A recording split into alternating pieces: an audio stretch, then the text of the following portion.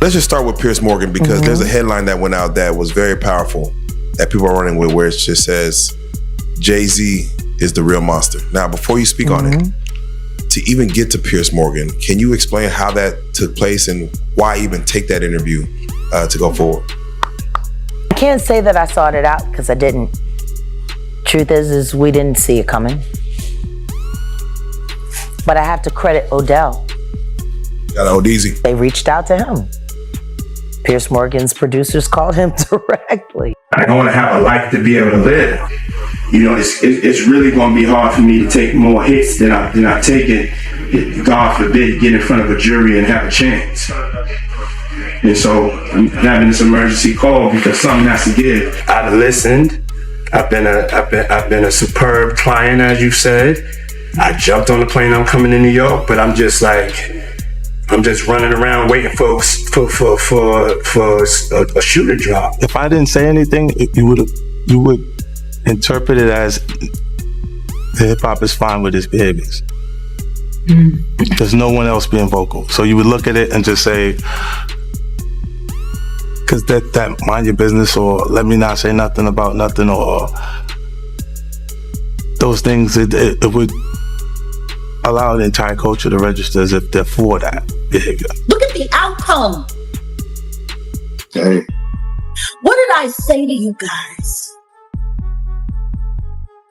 Who can these people run to? If you can't go to the boss because the boss is screwing you, look at Aubrey O'Day. The boss's boss don't care. You could go to the police, all bought and paid for, and even if you get a special prosecutor like Damian Williams, they can just be reassigned to another case. People keep pretending like all of this stuff that they hear about Diddy is something that's new. He's been doing these things. For years, people heard the whispers. No one on TV ever said it directly, but the image of Diddy as just a reckless party figure never fully matched what insiders hinted at. Behind closed doors, he was rumored to be someone people feared, accused of mistreatment, manipulation, and keeping evidence because he believed he was untouchable. Industry voices quietly spoke about the freak-offs, the intimidation, the threats, and how artists or staff seemed to vanish once they stopped cooperating. There were always rumors that recordings existed footage powerful enough to shatter the carefully built image. Now, those recordings have surfaced. Cameras allegedly owned by Diddy himself capture moments of panic, conversations about lawsuits, tense arguments with his legal team over media narratives, and an apparent focus on controlling public perception rather than addressing the accusations. The concern doesn't sound like truth versus lies. It sounds like a battle for influence over jurors and headlines. Then 50 Cent speaks out, saying that staying silent would look like approval. Soon after, a 4-part Netflix documentary appears, echoing stories that have circulated in the streets for decades. Jaguar Wright, long vocal about industry abuse, responds without hesitation. To her, this isn't confusion or coincidence, it's a repeated pattern. As the camera watches, Diddy's tightly managed empire begin to fracture, one question becomes unavoidable. Were these ever just rumors that spiraled out of control? Or were they warnings everyone chose to overlook until evidence finally forced the conversation into the open? You've been saying for years that you feel you knew Diddy's character. Right. Yet you've said you weren't a part of that lifestyle, you weren't going to the parties. So what makes you so absolutely sure that these kinds of allegations that we've seen against him are true? Well, I'm surprised by the allegations, as surprised as everyone else is. Like, I didn't make the allegations, I didn't tell people to say these things. It comes out, I see it in the news like everyone else, but I did feel uncomfortable with the way you represent the idea of going to these projects. To come party with me. Yeah. And then that swayed me away from it, just that long. So you didn't realize as much stuff was coming. Like, when I seen today, it was allegations of 3 men that said he drugged them, and it's a long time, to be honest with you. Like, when people don't remember being violated for 20 years, it makes me feel a little hard. What are your thoughts on the allegations against Jay-Z? that was interesting. When I was saying things, not knowing exactly what I was saying, but I was going with like, where's Jay at? He's mad quiet. Like while the Puffy thing was going on. But it's obvious now that his team was being made aware that he was in those allegations also. So I hope it works out, because with his family, the things that go on internally is that those accusations are crazy. Think about how fans have talked about Diddy's parties for years. They were treated like a rite of passage. Getting invited to the Hamptons White Party meant you had arrived. In the culture, people bragged about being around him the way tourists brag about visiting Graceland or Times Square. Crowded, loud, a little chaotic, but ultimately just fun. Then, 50 Cent says he never went. Not because he wasn't invited, but because, as he put it, he wasn't into the freaky side of it. Suddenly, those Instagram perfect nights don't look so harmless. They start to resemble the kind of after-hours scenes people warn you about places everyone pretends not to notice, even while lining up to get in. The Netflix documentary adds context to the jokes fans used to laugh off without really wanting details. One male escort claims he was repeatedly flown in around March 9th, the anniversary of Biggie's death, for events that allegedly lasted days. He describes hotel suites transformed into controlled environments. Lights low, music loud, substances present, and Diddy allegedly orchestrating everything while cameras recorded for private use. And when federal agents later searched Diddy's homes, they didn't just uncover luxury. Reports say they found unusually large stockpiles of items that fueled years of jokes about those parties. Suddenly, what once sounded like exaggerated memes began to feel more like potential evidence. What fans once brushed off as rumors now raises a harder question. Were those stories ever just jokes, or were they signs of something people chose not to look at too closely? It was surprising that he actually filmed it. It was very interesting to watch a man who's known for his brand presence. He has a really amazing knack for marketing and all of that, and how he was sort of taking that into account and how he was coming off to the public. The exclusive video also shows Combs in Harlem greeting fans. Off my back, Lord, you win. I'm gonna win. Lord, you win. Be with it. I'll accept it. I need some hand sanitizer. Hold on. I got. I've been out in the streets amongst the people. Yeah, I gotta take a bath. Like the amount of people that actually I'm coming in contact with. Like that's what I have to do. You know what I'm saying? It's like 150 hugs. You're a public person as well, and there was one instance in Harlem. And his reaction when those people went away. Got in the car and said, I feel like I need to wash, like I'm dirt. It shows you his character. Was that the reason for including it? Yeah. What's the odds that you would do that in front of the camera? Like that's one of the moments where he forgot. Then there are familiar faces from television who now sound less like former collaborators and more like witnesses describing something deeply disturbing. Aubrey O'Day, the same performer audiences watched grind through choreography and studio sessions on Making the Band, appears on camera, reading from an affidavit. In it, a witness alleges they entered a room and saw Diddy and another man engaging in sexual activity with her while she was heavily intoxicated and unresponsive. So when 50 Cent talks about Diddy having a god complex charming on camera while treating people around him as disposable, that description suddenly carries more weight.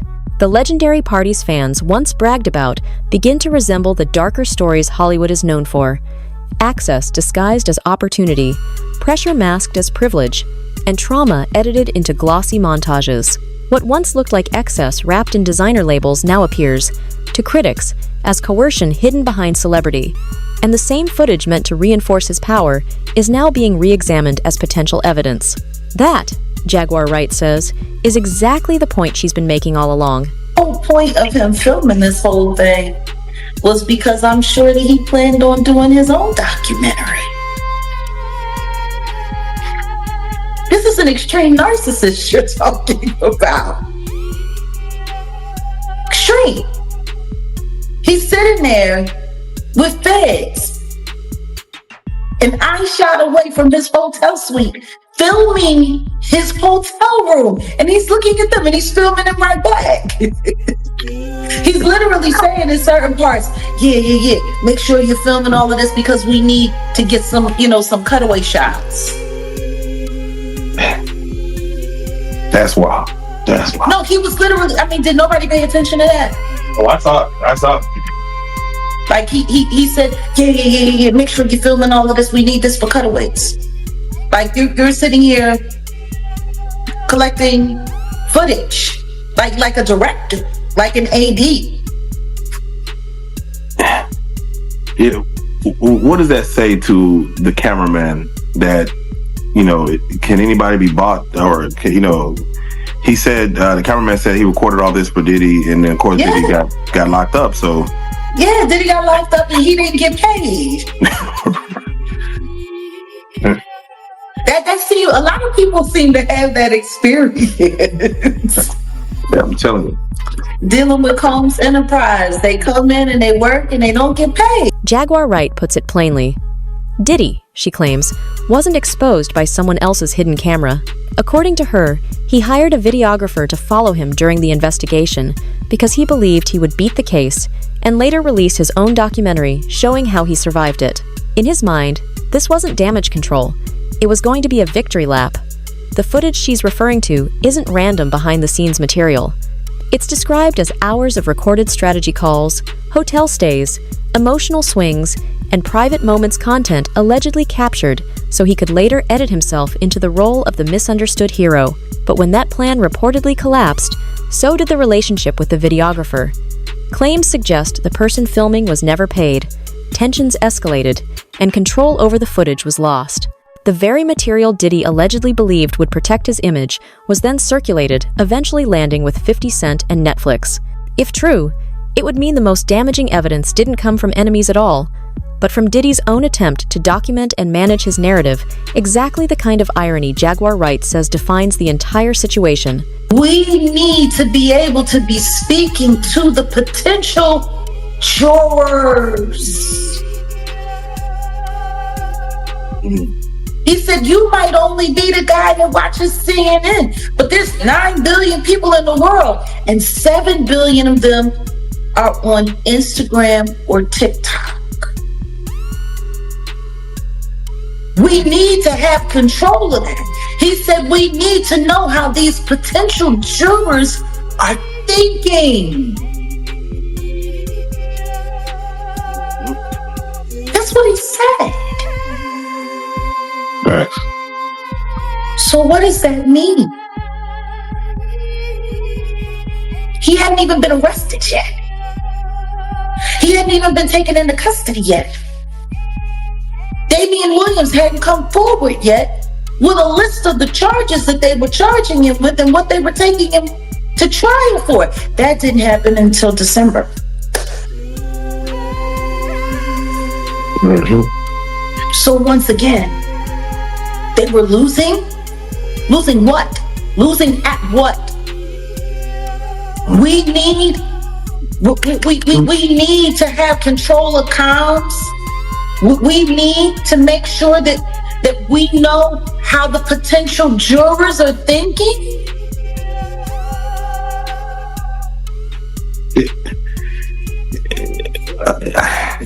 Very true. How does that not sound like anything other than what it is? They were looking to infect the jury pool as early as possible. Look at what happened. Look at the outcome. Hey. What did I say to you guys? Who can these people run to? You can't go to the boss because the boss is screwing you. Look at Aubrey O'Day.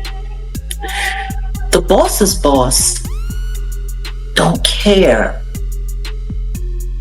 You could go to the police, all bought and paid for, and even if you get a special prosecutor like Damian Williams, they can just be reassigned to another case. In that hotel room, he isn't asking his lawyer how to tell the truth. Instead, he's pushing for someone experienced in the darker side of media and messaging to get ahead of the story before any indictment becomes public. The concern doesn't appear to be the evidence, it's the perception. According to what's captured on tape, the focus is on the jury pool, not the facts. He presses his team to get voices out there early, shaping narratives, steering conversations, and influencing public opinion before the legal process even begins. Legal analysts have pointed out that this kind of strategy treats a federal case less like a courtroom battle and more like a PR campaign. The goal, critics argue, wasn't to defend himself in court. It was to manage what potential jurors consumed on television and social media, hoping they'd walk into the courtroom already influenced. In that framing, justice becomes secondary to optics, and truth is just another message to be managed. What happened? Look at the outcome. Hey. What did I say to you guys? Who can these people run to?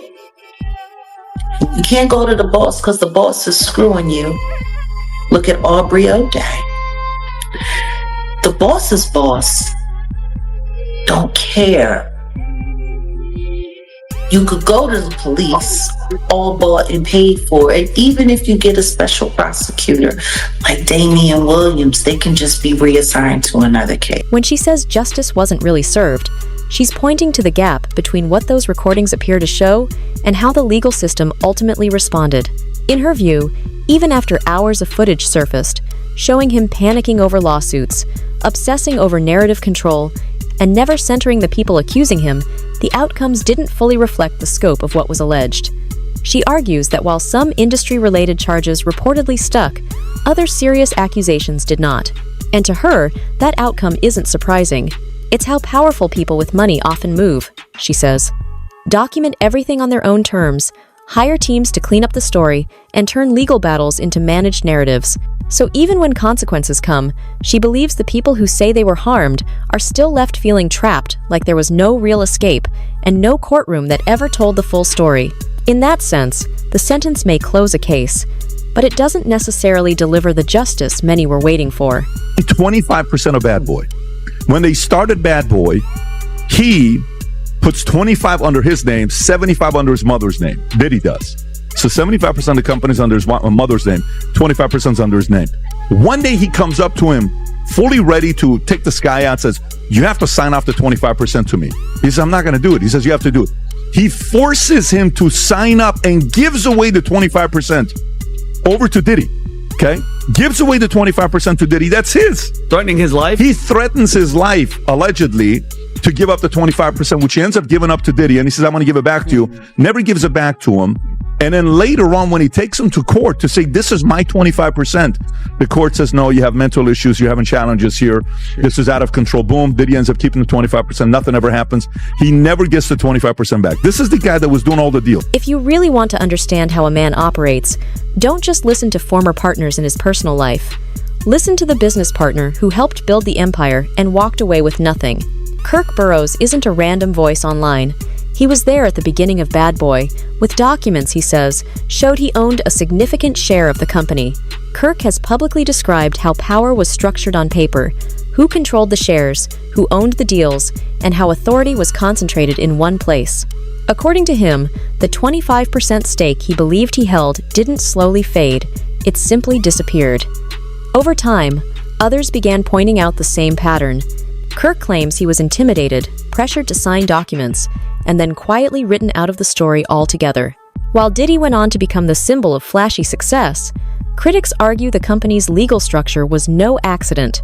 They say it was designed to keep lawsuits at arm's length, particularly in the aftermath of the tragic 1991 charity basketball event, when multiple people lost their lives and families sought accountability from those they believed controlled the money and decisions. Whether every detail can be proven or not, the pattern feels familiar to those watching closely.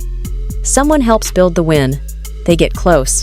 And once they become inconvenient, the contracts change, the credit disappears, and even the relationship is rewritten overnight. He first, dropped the bomb that he had been essayed by Diddy. It's Kirk Burroughs. Yeah. Who has been here since the beginning. Yeah, he's the power. He said people keep pretending like all of this stuff that they hear about Diddy is something that's new. He's been doing these things.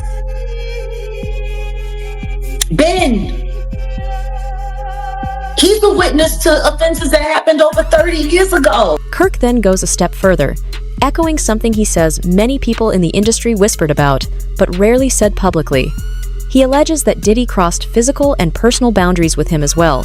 What stands out in his telling isn't just the claim itself, but the reaction, or lack of one. He says the people around them didn't seem shocked, just silent, and that the same individuals acted surprised only when major lawsuits finally became public. On paper, it's an allegation, nothing more, but when it's placed alongside employees who claim they witnessed abuse, artists who say they were punished for refusing advances, and Jaguar Wright's long-standing accusations of repeated mistreatment, it stops feeling isolated. It starts to resemble a pattern. To critics, this suggests the harm wasn't limited to private spaces or specific moments. They argue it was built into how power was exercised, how people were controlled, pressured, and discarded. In that framing, the issue isn't just about what happened behind closed doors, but about a system where careers, bodies, and futures were treated as if they were owned. I believe that he was victimized, and I think it happened long before the industry. People really don't want to look closer into his childhood and to what his mama had going on in that house. God knows what he saw and what happened to him in his own mama house. All of those strangers, them up involved, looking around, seeing what was going on. And let's just be clear, it sounds like her house was a house of, professional freak-offs. So who knows what he saw or what could have happened to him while she was busy entertaining people and pouring and getting tips, as she would say, for her after-hour life. Oh yeah. He was. I'm gonna say he was surprised to hear that. School bus driver. No, was he surprised or was he like, "Zip it, you talking too much"? Because that's what it looked like to me. It looked like you talking a little bit too much. They don't need to know about that. While she was sitting up there, because I was a bus driver and I was this, and I worked at the after hours. And I would pour them drinks and they would give me big tips. She didn't say it just like that. Big tips. Big tip and spending sheets. Damn. In Sean's own words, in Diddy's own words, he had said he had a sigh of relief learning that he was the son of a hustler or a gangster. Like he wanted that status. He wanted to say that he was a sigh of relief is a wild thing to say, that your daddy was a gangster or a hustler. That's what you heard that he was. Well, I mean, like Tim said, they had a bunch of blaxploitation movies being played around the house all the time. They grew up with the Mac playing. They grew up with Superfly playing. If that's what you got going on, you got two women in the house and there's no men around, and these are what the little boys are watching. You got basketball players coming over late at night. You got hustlers coming over, PIMPs coming over, women who look like they were modeling for Jet Magazine coming over. It sounds like the nature of the environment is what shaped their perception of what. Jaguar Wright doesn't defend him, but she does try to explain the context. She talks about a child watching his mother struggle to survive, coming home from nightlife and hard circumstances, doing whatever was necessary to keep the family afloat. In her view, growing up in that kind of environment can distort a young person's understanding of love, power, and respect. According to Jag, he learned early that survival meant control over money, over spaces, over how people perceive you, and eventually, control over people themselves. That mindset, she argues, didn't disappear with success. As his wealth and influence grew, so did the need to dominate every room, every deal, and every person in the frame.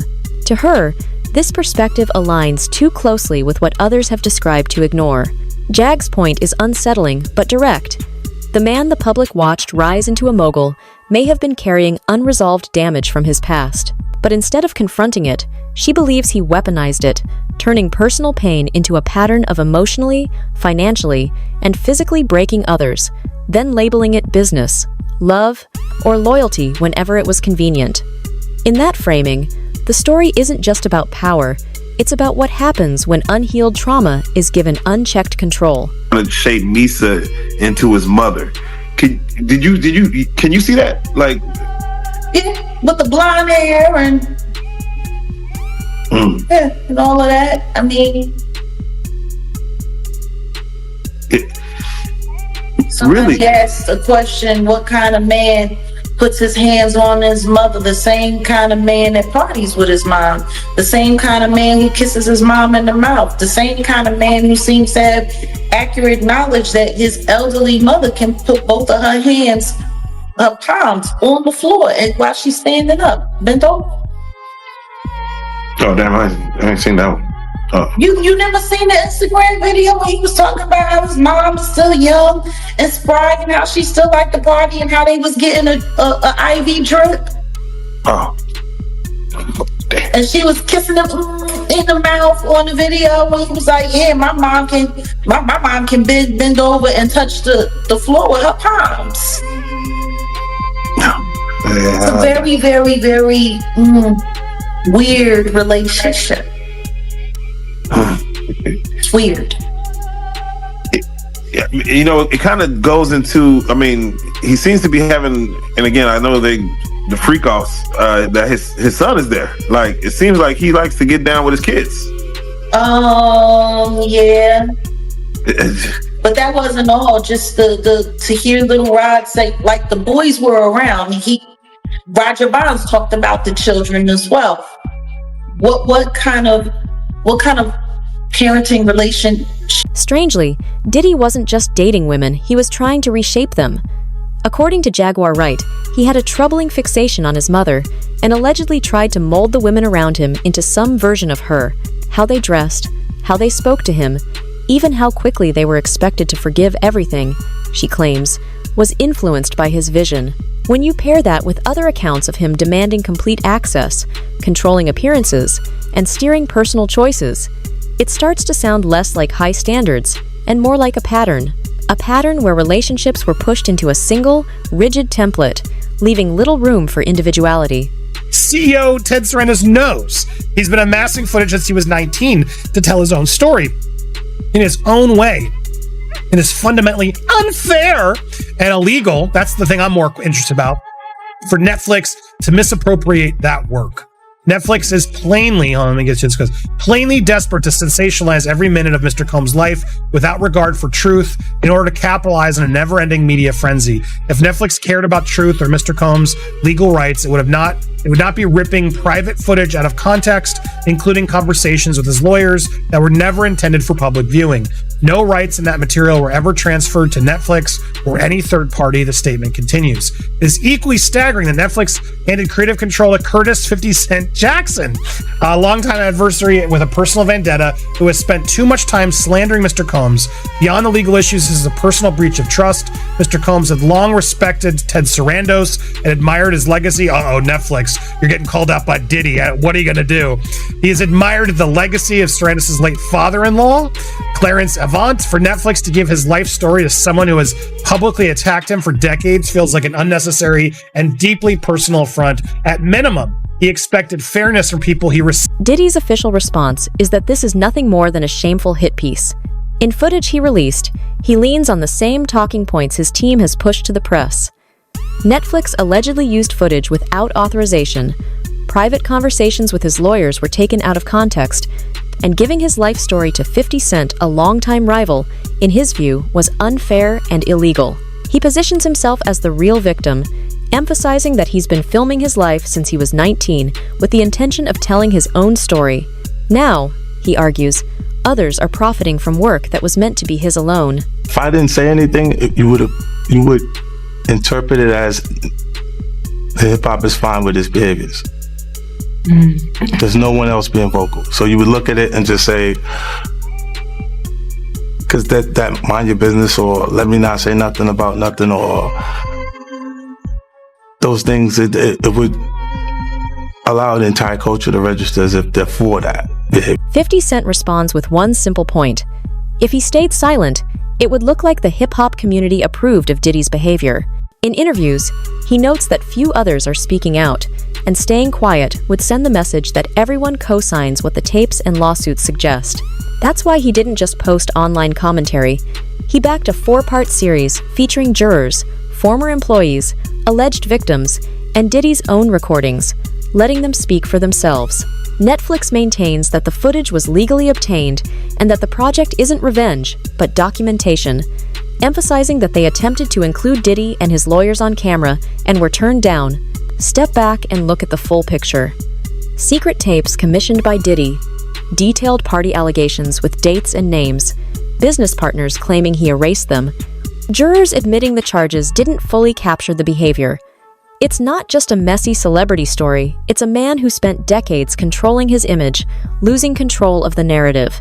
Claims about stolen footage or hit pieces start to feel thin compared to hours of his own voice worrying about jurors, bragging about media strategy, and treating people as obstacles rather than individuals. When private recordings, former colleagues, and court documents all tell similar stories, the question becomes, how many times can you blame context before you confront what the evidence suggests? Now, those tapes exist permanently, not just in a vault, but in the public record. And the question is clear. What will be harder to erase, the sentence or the picture of him that the world has finally seen?